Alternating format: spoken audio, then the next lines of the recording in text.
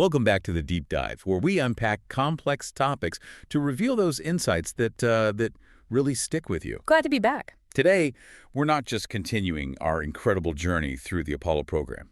We're hitting a truly pivotal moment. Yeah, we really are. We've explored the program's origins, delved into the hard lessons learned from Apollo 1, witnessed the sheer power of the Saturn V in those uncrewed tests like Apollo 4 and 6. Right, the big boosters. And seen the lunar module's first uncrewed flight with Apollo 5. We've been alongside the crew of Apollo 7 as they put the command and service modules through their paces in Earth orbit. Proving the CSM, basically. And we marveled, who didn't, at Apollo 8's audacious journey around the moon. Each mission a crucial building block. And yet, despite Apollo 8's monumental achievement of orbiting the moon, a colossal piece of the lunar landing puzzle remained entirely untried with a human crew. Which piece was that? Well, the lunar module itself, the LM, and its seamless operational integration with the command service module, the CSM. Making them work together. Exactly. Our deep dive today is into Apollo 9, a mission in March 1969 that wasn't just another step. It was the essential, full-scale dress rehearsal for landing on the moon, all conducted right here in Earth orbit. That's right. And, for many, Apollo 9 is often overshadowed by the flashier missions, right? It really is. It didn't orbit the moon like Apollo 8, nor did it land on it like Apollo 11. But what I find truly fascinating about Apollo 9, and what we'll explore today, is its description as the first flight of the full Apollo spacecraft. That phrase, full spacecraft, is key. It is. We'll unpack what full truly meant in the high-stakes context of 1969, why its successful demonstration was absolutely vital for fulfilling that monumental national goal, and how it fundamentally changed the mindset for the final push to the moon. And this mission also introduces us to, an incredibly intrepid crew. Right. James McDivitt, the commander, David Scott, the command module pilot, and Russell Schweickart, the lunar module pilot. Their work, often without the same public fanfare as those who actually went to the moon, laid the direct groundwork for every single lunar landing mission that followed. Their specific challenges, their, ingenuity and their courage really bring this mission to life. So you might be asking yourself, okay, after Apollo 8 proved we could get to the moon and back with the CSM, why bother with another Earth orbit mission? Why was it so indispensable? What was left to prove? That's the core question, isn't it? Well, get ready for some truly illuminating insights as we reveal why Apollo 9 was arguably the most technically challenging and strategically vital step before humanity could truly leap to the moon.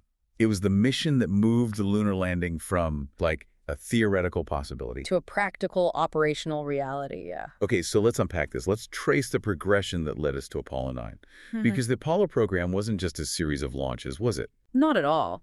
It was a meticulously planned, iterative journey of discovery and engineering. Each mission was specifically designed to test certain components, refine procedures, and ultimately build confidence in that audacious goal of landing on the moon. And as we've discussed in previous deep dives, that journey wasn't smooth sailing. It had profound challenges, heartbreaking setbacks. Absolutely. The searing tragedy of Apollo 1 back in January 1967, that was a turning point. A terrible one. It led to a complete reassessment and redesign of the command module, huge modifications to the environmental control system, wiring, the hatch design, everything. Those rigorous safety improvements and redesigns were absolutely foundational for everything that came after, weren't they? They had to be. It was a brutal, crucible moment for NASA, but one that ultimately led to a safer, more robust spacecraft. There was no going forward without those changes. Right. So after that period of redesign and recovery, we got the crucial uncrewed missions. They started proving the new hardware. Apollo 4, November 1967. That was the very first all-up test of the mighty Saturn V rocket. All up meaning? Meaning everything firing together, not just testing one stage, but firing all three stages of that colossal booster for the first time in an actual flight. It proved the launch vehicle's fundamental capability to actually propel the Apollo spacecraft towards the moon. Must have been quite a sight. And sound. Oh, definitely. A thunderous roar that signaled NASA was, back on track. And then Apollo 5 in January 1968. Less visually spectacular, maybe, but just as vital. Equally vital. This mission was the first uncrewed test flight of the lunar module, the LM, in space. Launched on a smaller Saturn IB, not the full Saturn V. Okay. It tested the LM's two distinct engines, the descent engine and the ascent engine, for the very first time.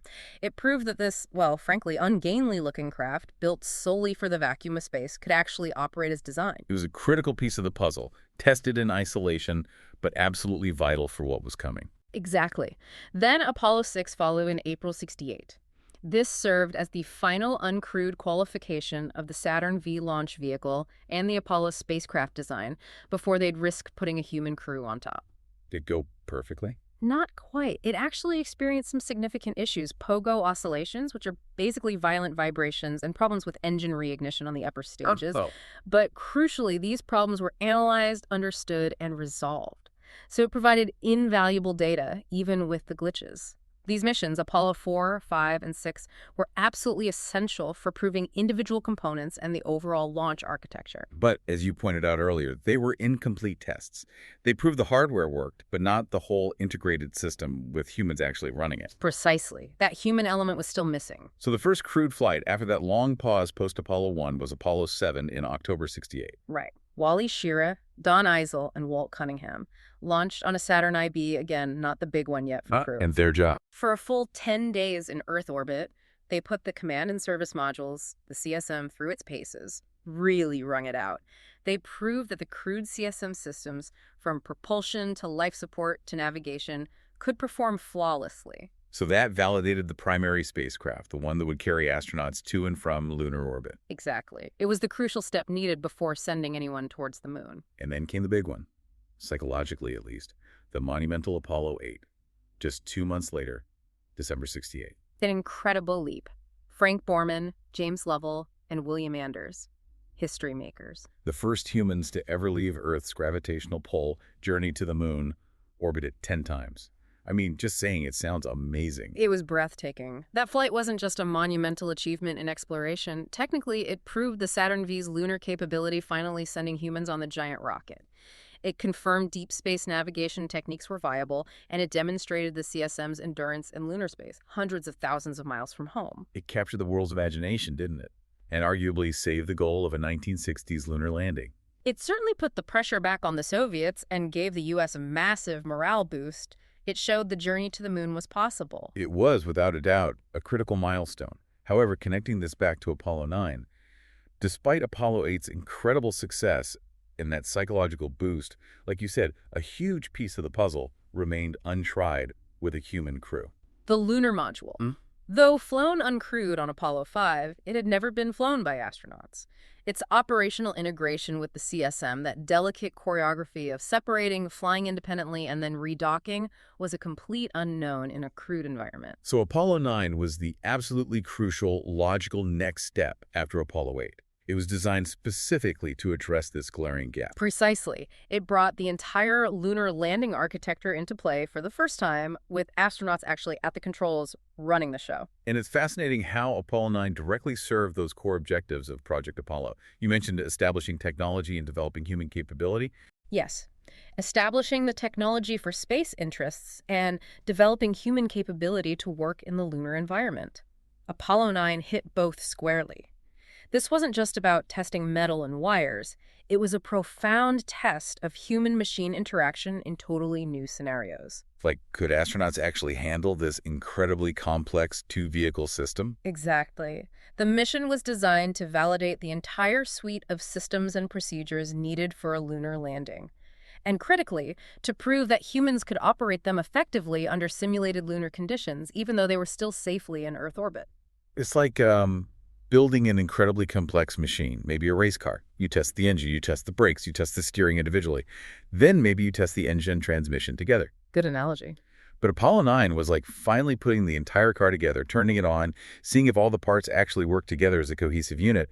And not just that, but having the actual drivers take it around a test track, push its limits before sending it off to the big race. That's an excellent way to put it. It's the ultimate systems integration test, with the ultimate operators, the astronauts, in the loop. Which brings us back to that phrase, first flight of the full Apollo spacecraft.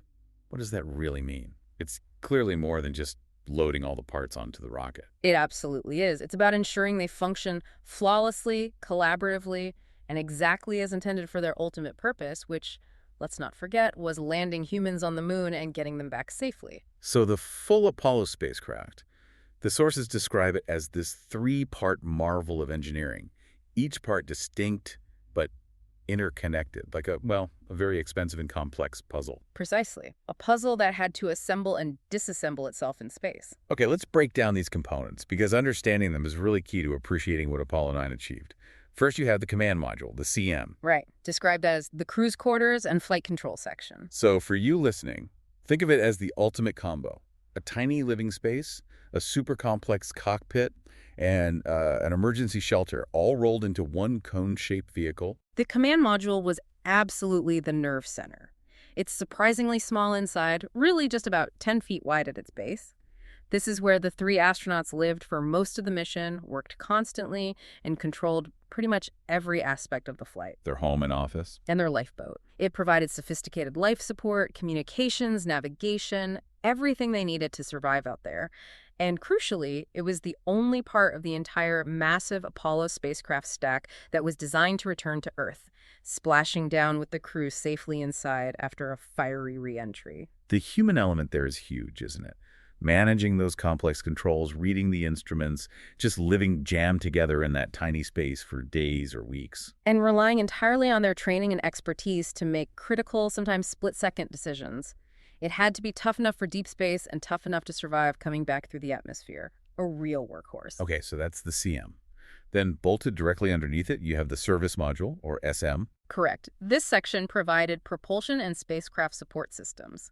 Think of it as the powerhouse, the engine room, the utility closet. It does the heavy lifting in space. But it doesn't come home. No, unlike the command module, the service module was jettisoned just before re-entry. Its job was done by then. And its functions were vital. Absolutely vital. It housed the main engine, the Service Propulsion System, the SPS, a really powerful engine responsible for all the major burns.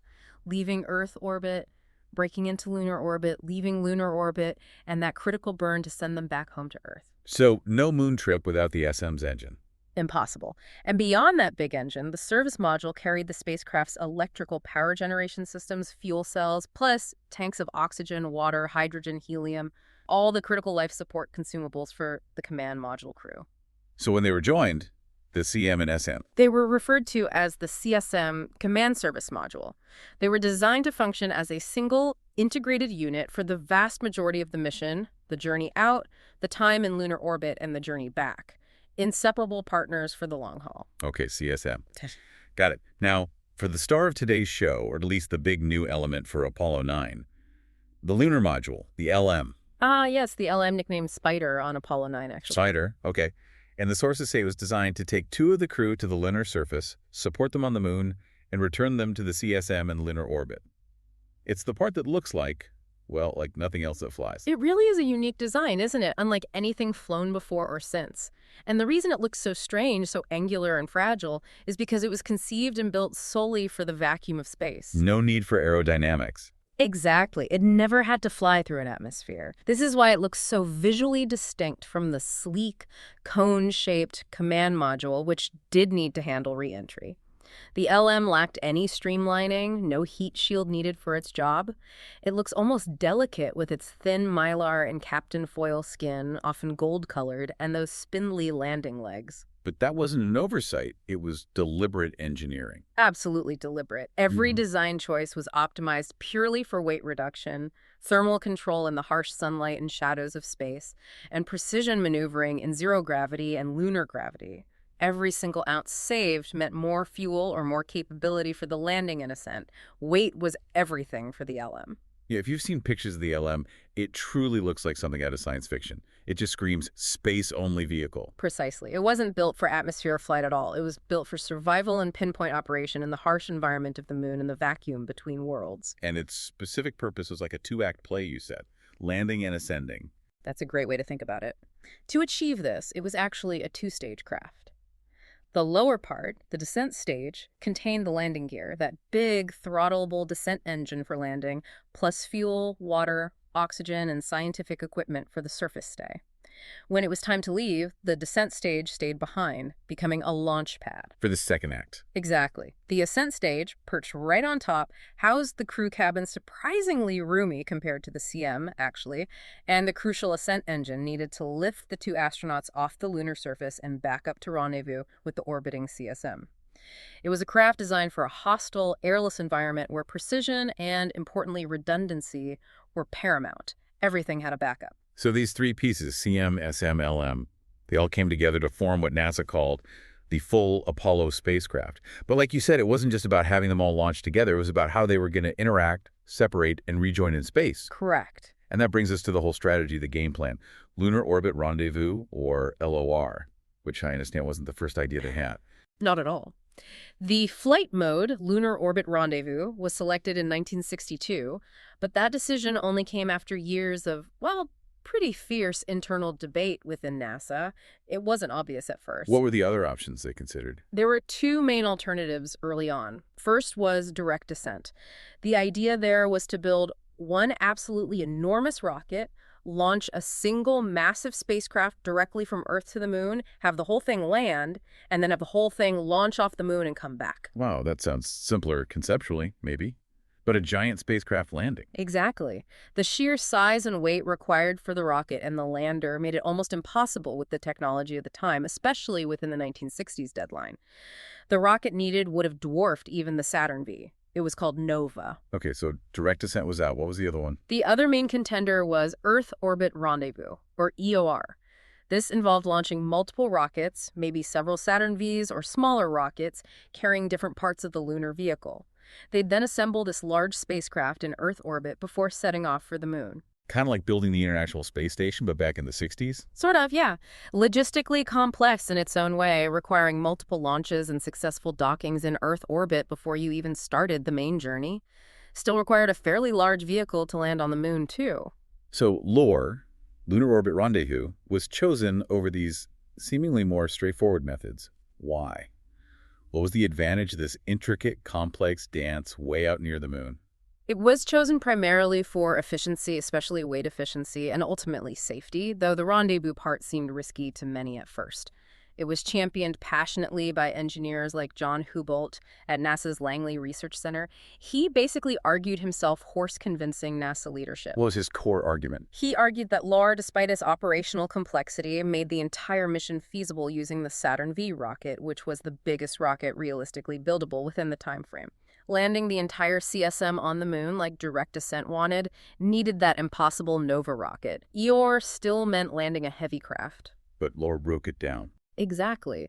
LOR proposed sending a much smaller, dedicated landing craft, the LM, that would do the actual landing. It would separate from the command module in lunar orbit, descend to the surface with two astronauts, do its thing, and then only the small ascent stage, just the crew cabin and ascent engine, needed to lift off the moon and return to dock with the command module. Which had stayed safely in orbit with the third astronaut. Correct. David Scott on Apollo 9, Michael Collins on Apollo 11. This strategy meant a massive reduction in the amount of fuel and structural mass that had to be sent all the way to the moon's surface and then lifted back off against lunar gravity. So it allowed for specialized spacecraft. Perfectly put. One craft, the CSM, optimized for the long journey, high speeds, and atmospheric reentry. And another, the LM, optimized purely for vacuum flight, landing gently, and ascending efficiently in the moon's weaker gravity. It was elegant, but operationally demanding. So LOR was a bold, maybe even scary choice back in '62. Lots of people must have thought rendezvousing two tiny spacecraft hundreds of thousands of miles from Earth was, well, crazy. Yeah. Many did. The idea of staking the entire mission, the astronauts' lives, on that final rendezvous and docking in lunar orbit was daunting. But Houbolt and others crunched the numbers and showed it was not only feasible, but the most feasible way to meet President Kennedy's ambitious deadline with the technology that could realistically develop. And this is where Apollo 9 becomes absolutely indispensable, isn't it? Utterly indispensable. This mission was the first crude validation of the entire LOR sequence. The separation of the LM from the CSM, the independent maneuvering of the LM, the subsequent rendezvous, the delicate docking procedure, the crew transfers back and forth, all performed for the very first time by astronauts in space. All in the relative safety of Earth orbit. Exactly. It wasn't just a test of the individual components, like the LM's engines. It was the ultimate proof of the strategy itself, the LOR concept chosen for landing on the moon. Without Apollo 9's success, LR would have remained just a plan on paper, not a proven, reliable operational method. So Apollo 9 was literally the dress rehearsal for the grand ballet that would happen around the moon later that year, only with the safety net of Earth orbit just a few hundred miles below. Okay, this brings us squarely to the untried steps, the really critical test for lunar success that Apollo 9 was designed to nail down. Yeah, this was the heart of the mission. It wasn't just another flight. It was the first crewed flight of the entire Apollo spacecraft configuration. And that configuration had to prove its worth, right? So what exactly did that mean it had to do? Well, the absolute core of Apollo 9's mission plan revolved around proving the lunar module could operate properly with a crew controlling it. This involved several critical firsts. Okay, like what? For the very first time, humans actively flew and maneuvered the LM in space. This wasn't automated. McDivitt and Schweikart were at the controls. This meant firing its two distinct engines, the Big Descent Propulsion System, DPS engine, the one that would normally control the actual lunar landing. And the Ascent Propulsion System, APS engine. Right, the smaller engine designed to lift them off the moon's surface. McDivitt and Schweikart fired both these engines during their flights, testing, throttling, restarts, the whole deal. They navigated the LM completely independently of the CSM, sometimes flying over 100 miles away. They had to control all its complex systems, life support, navigation, communications during 2 separate flights away from the CSM. Wow, really putting it through its paces. Totally. Without demonstrating the LM was a viable, controllable spacecraft with astronauts actually flying it, no lunar landing attempt would have been greenlit. They effectively became the first lunar lander test pilots, even though they were still circling the Earth. And then, you mentioned it earlier, arguably the most crucial test of the LOR strategy, the rendezvous and docking. That sounds incredibly intricate, like threading a needle in orbit, especially doing it for the first time with a crew and this specific hardware. It absolutely was intricate. Let's walk through the sequence because it's quite something. First, the whole stack launches on the Saturn V, the third stage, SIVB, the CSM, and tucked inside an adapter, the LM. After reaching Earth orbit and separating from the spent SIVB booster, the CSM, piloted by David Scott, had to perform this complex maneuver called transposition and docking. He'd pull away, turn the CSM 180 degrees, come back, and dock nose-to-nose with the LM, which was still attached to the top of the SIVB stage initially. Like pulling the lander out of its garage. Exactly. Then they'd spring eject the CSM-LM combination away from the SIVB, so now they have the full lunar configuration docked together. Okay, step 1 done. Right.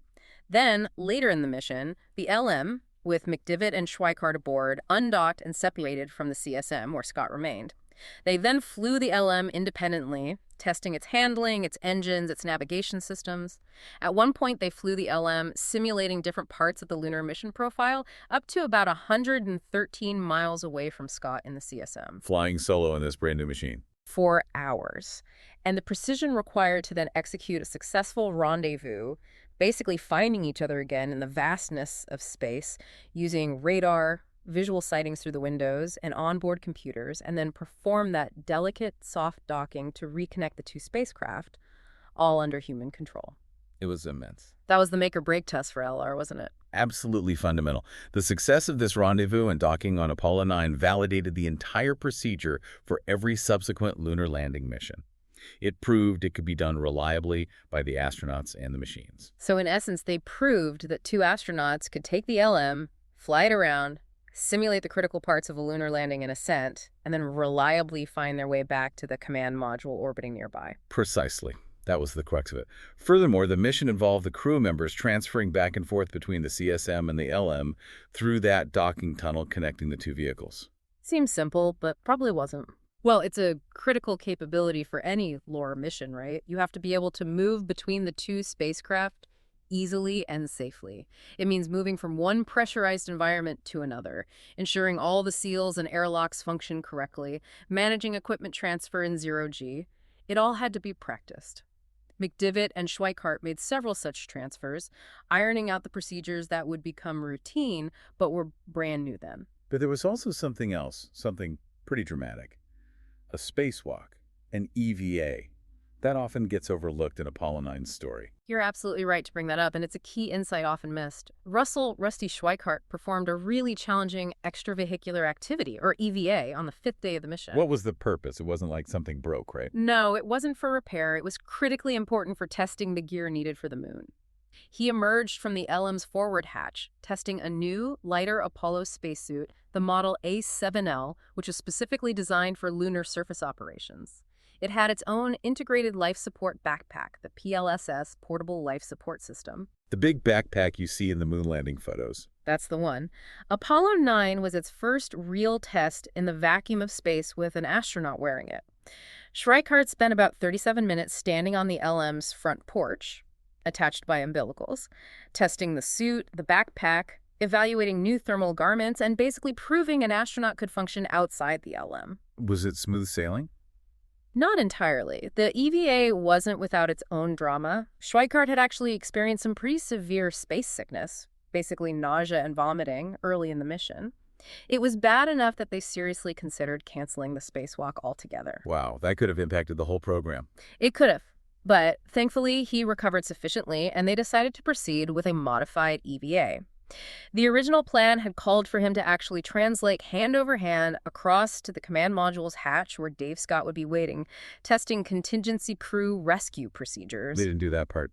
No, because of the earlier sickness, they curtailed it. He just stayed on the LM porch. But even the modified EVA was hugely significant. It wasn't just about looking around. It was about proving the crew could safely get out of the LM, operate in the true vacuum of space wearing the lunar suit and backpack, and get back in safely. It validated critical systems and procedures essential for the actual lunar surface EVAs planned for Apollo 11 and beyond. A comprehensive test of human ability to work and survive outside the spacecraft. Exactly. It truly underscores that dress rehearsal aspect you mentioned. Apollo 9 was essentially a full-scale simulation of the most dangerous and complex phases of the lunar landing mission profile, short of actually leaving Earth orbit and touching down on the moon itself. Okay, so pulling back a bit, what was the real overarching significance of this mission for the actual lunar landing that followed just a few months later? This mission was the absolute dress rehearsal for the lunar landing in every practical sense, regarding the hardware and the LOR operational strategy. It proved conclusively that the lunar module could fly reliably, that it could separate and rejoin the command service module with precision, and, most importantly, that astronauts could operate it effectively and safely. Without these proofs. Without these validations from Apollo 9, a lunar landing attempt with Apollo 11 would have been impossible, or at the very least, extraordinarily more risky. It would have been like attempting the race without ever having driven the car on the test track. Apollo 9 took that theoretical LOR strategy, debated for years, and finally chosen back in '62, and made it a practical, proven reality. It fundamentally cleared the path for the ultimate goal. And the crew members, McDivitt, Schweickart, and Scott, they weren't just along for the ride, were they? They were truly test pilots facing immense pressure. Oh, absolutely. There were test pilots pushing the envelope with some of the most complex, untried procedures imaginable.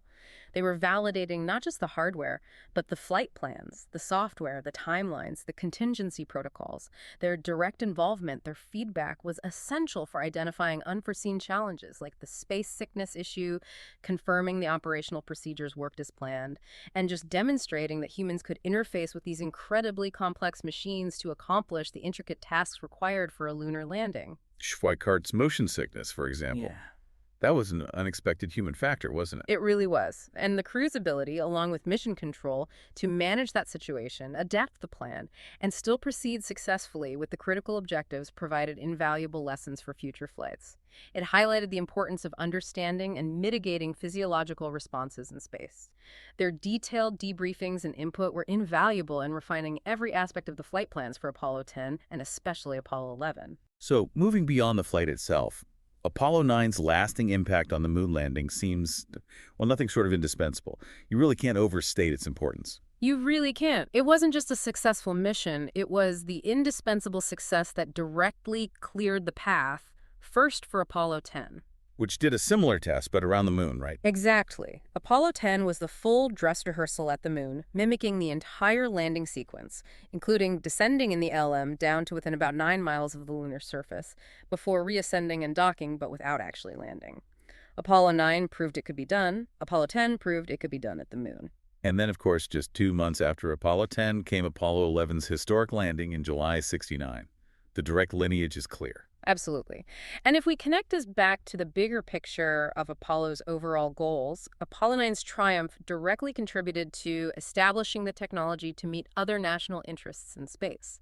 That lunar orbit rendezvous method, proven definitively by Apollo 9, and the specific spacecraft designs, the independently flying LM, the robust CSM, they became foundational. So, Well, it demonstrated a scalable, efficient approach to complex space missions involving multiple vehicles, rendezvous, docking, techniques that would directly influence later space station concepts, like Skylab, which used Apollo hardware, and even thinking about future deep space exploration missions, perhaps to Mars, which might involve similar multi-vehicle it makes strategies. sense. And it also clearly tied into developing human capability to work in the lunar environment, even though it was in Earth orbit. Directly. The skills the Apollo 9 crew honed, operating the LM, executing precision rendezvous and docking, managing complex systems, conducting that vital EVA in the lunar suit, these were directly transferable to actual lunar operations. The astronauts' hands-on experience with that intricate choreography was the bedrock upon which the Apollo 10 and especially the Apollo 11 crews built their own expertise and confidence. It provided tangible, real-world practice for the dance they'd perform 250,000 miles away. Okay, so we have this incredibly complex, successful mission. How do we know all this in such incredible detail? Where does all this information come from? You mentioned the drama of the numbers earlier. Right, the historical records play a massive role here. Missions like Apollo 9, despite their immense technical complexity and happening over 50 years ago, were meticulously documented. NASA knew they were making history. What kind of documentation are we talking about? Sources like the book Apollo by the Numbers, a statistical reference, are invaluable. They provide not just the narratives, the stories of the missions, but also exhaustive data tables, incredibly detailed flight parameters, and comprehensive timelines for all the flown missions. Like really granular detail. Oh, yeah. For Apollo 9, you can find the precise duration of every single LM engine firing down to the second, the exact orbital parameters, the distances between the CSM and LM during their separation phases, even things like the precise amount of propellant consumed during specific maneuvers or the cabin temperature fluctuations. It's staggering. Incredible. So the raw data is there. What about the human story? That's where resources like the Apollo Flight Journal come in. These journals cover the 11 human Apollo flights, mission by mission, often drawing on the actual air-to-ground voice transcripts, post-flight crew debriefings, and astronaut recollections. So you get the crew's perspective. Exactly. For Apollo 9, the flight journal details things like the communications between the crew and mission control, the challenges Rusty Schweickart faced with that space sickness, the discussions about modifying the EVA, the crew's commentary during the rendezvous. It really highlights the human element amidst all the amazing technology. These resources really let you, well, deep dive, don't they? They provide that depth of knowledge for anyone who wants to go beyond the headlines and understand the nuts and bolts, reinforcing the whole point of what we try to do here. Absolutely. These historical records allow us to understand not just what happened on missions like Apollo 9, but why it mattered so much and how each mission built critically upon the last, creating this cascade of learning and capability that ultimately led to humanity's greatest exploratory achievement. They give us the chance to truly appreciate the incredible effort, the ingenuity, and sometimes the sheer guts that went into every single step of the Apollo program. Okay, so let's try and bring it all together then. We've seen how Apollo 9, with that crew of James McDivitt, Russell Schweickart, and David Scott, achieved the first flight of the full Apollo spacecraft back in March 1969. A pivotal moment. Absolutely. This mission was the critical validation of the entire three-part spacecraft: the command module, the service module, and crucially, the lunar module, and just as importantly, the whole lunar orbit rendezvous strategy, the specific method chosen to land on the moon.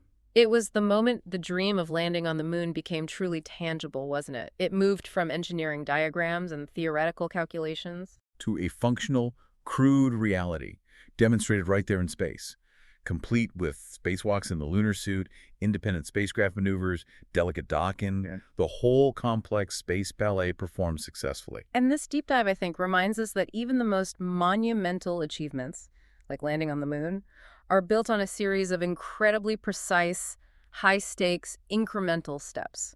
Apollo 9 might not have gone to the moon. But it proved humanity could go. Exactly. By meticulously testing every single critical moving part of the complex machine and the complex procedures required, it was the essential bridge between dreaming about landing on the moon and actually being able to achieve it. It validated the hardware, the procedures, and maybe most importantly, the human capacity to execute such an incredibly intricate mission. Absolutely. So Apollo 9 demonstrated the technical feasibility, the operational viability of the whole lunar landing plan. It moved everything from theory to proven practice in space. Given this undeniable success, this makes us wonder, and this is something for you to think about. With all the major technical and procedural hurdles apparently cleared in Earth orbit by Apollo 9, what was the biggest remaining challenge? Was it psychological? The sheer audacity of doing it for real, hundreds of thousands of miles away? Was it logistical? Some unforeseen detail? Or maybe some entirely new, unexpected variable that still had to be overcome before Neil Armstrong could take that one small step? That's a great question. How did proving the full spacecraft could work together in Earth orbit fundamentally change the mindset for that final, audacious push to the moon itself? What anxiety still lingered after Apollo 9, and what new confidence was forged heading into Apollo 10 and 11? Something to truly consider as we continue our journey through Apollo. Definitely food for thought. Thank you for joining us on the Deep Dive. We'll be back next time as we continue to explore the fascinating, complex, and absolutely crucial steps of the Apollo program.